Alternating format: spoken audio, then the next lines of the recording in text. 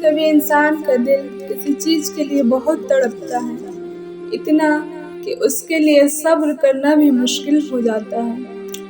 انسان ہر روز اس چیز کو حاصل کرنے کے لیے ہر اس لمحے دعا کرتا ہے جو لمحات دعا کے لیے افضل ہوتے ہیں، اور اس کی آنکھیں اپنی مانگی گئی دعا کے انتظار میں رہتی ہیں، اور وہ یہ بھول جاتی ہے کہ اللہ نے ہر چیز کو عطا کرنے کا ایک مخصوص اور بہترین وقت مقرر کر رکھا ہے۔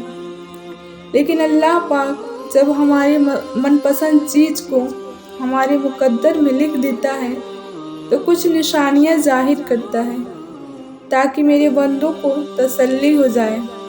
ہمیں یاد رکھنا چاہیے کہ ہمیں کسی چیز کو حاصل کرنے کی اتنی چاہت ہے تو اس چاہت کرنے والے دل کا مالک کون ہے؟ یہ چاہت بھی تو اس رب نے دل میں ڈالی ہے تاکہ تم اس کے لیے دعا کر سکو۔ اور یاد رکھو دعا کا خیال آنا ہی سب سے بڑی نشانی ہے۔ دعا کی توفیق بھی اللہ انہی کو دیتا ہے جنہیں وہ عطا کرنا چاہتا ہے۔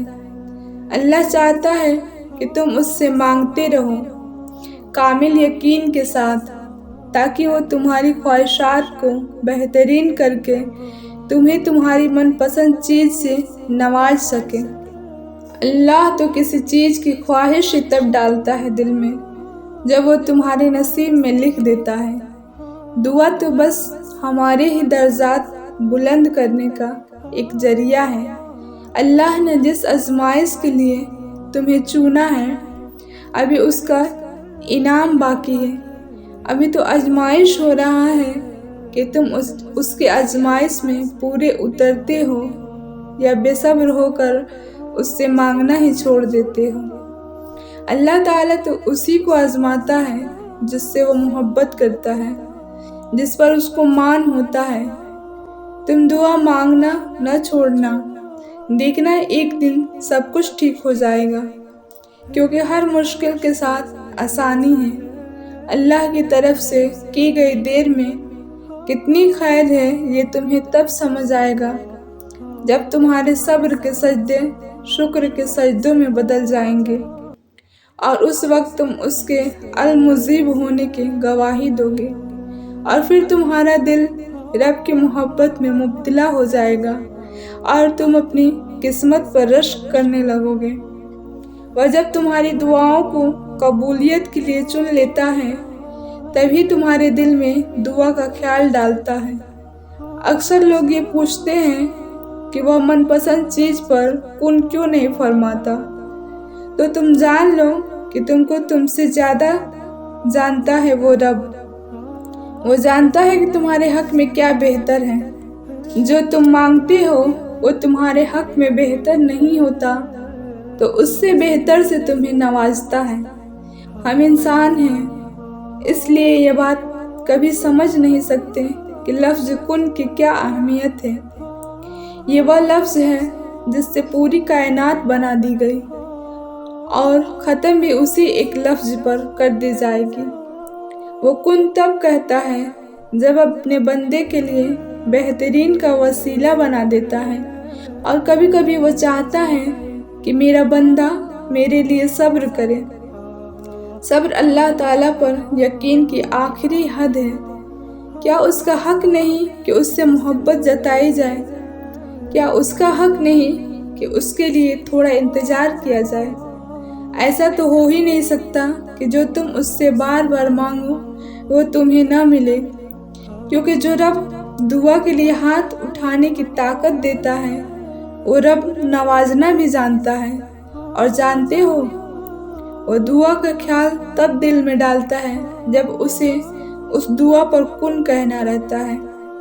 تم خوش نصیب ہو کہ تمہیں دعا کی توفیق ملی، ورنہ کچھ لوگ تو ایسے بھی ہیں جو دعا بھی نہیں مانگ پاتے، یہ سوچ کر کہ دعا سے کچھ نہیں ہوتا، اللہ سنتا نہیں ہے۔ تو اگر تم اس سے مانگ رہے ہو یقین کے ساتھ تو یہ کیسے ممکن ہے کہ کوئی نم آنکھوں اور سسکتے لبوں کے ساتھ اس کے بارگاہ میں جائے और वो उसे सीने से न लगाए, उसे खाली हाथ लौटा दें।